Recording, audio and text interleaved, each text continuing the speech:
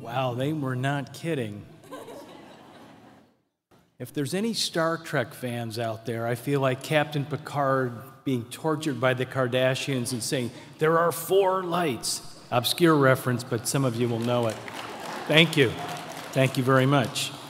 Hey, Betty, thanks. That was a terrific introduction. I really appreciate it. And I'm very grateful to receive this award. I'm very honored to receive this award.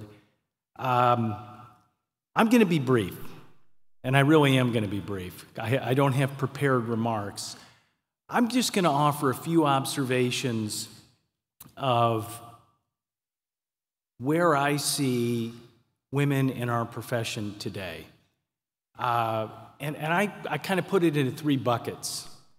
I think there's some good news, I think there's some bad news, and I think there's some optimistic news. First, for the good news, I'm nearing completion of my 40th year as a lawyer, and things are so different today than they were when I started. The pipeline issues were really ugly when I was going into law school and seeking jobs at law firms. It isn't really like that today. I think the law schools have done a terrific job of promoting diversity. Women are very well represented in our law school classes, and I congratulate law firms also for handling the pipeline issue better. So there's the good news. The bad news is it still isn't right. It's not even close to being right.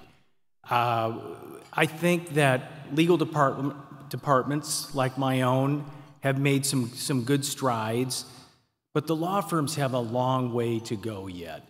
Yes, they're hiring women in equal numbers compared to men, but women are not adequately represented in positions of leadership, power, and authority. And that simply has to change.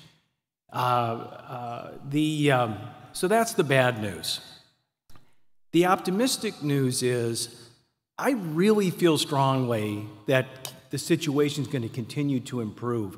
One thing that gives me that hope is when I look at the newest generation of lawyers, their views on these issues are so different than they were in the group of lawyers that started with me 40 years ago.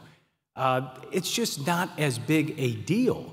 And I think they have a greater sense of what this is really all about. It's just fundamental fairness, giving people equal opportunity. And I hope that the progress continues, and I hope my prophecy is accurate. Again, thank you very much.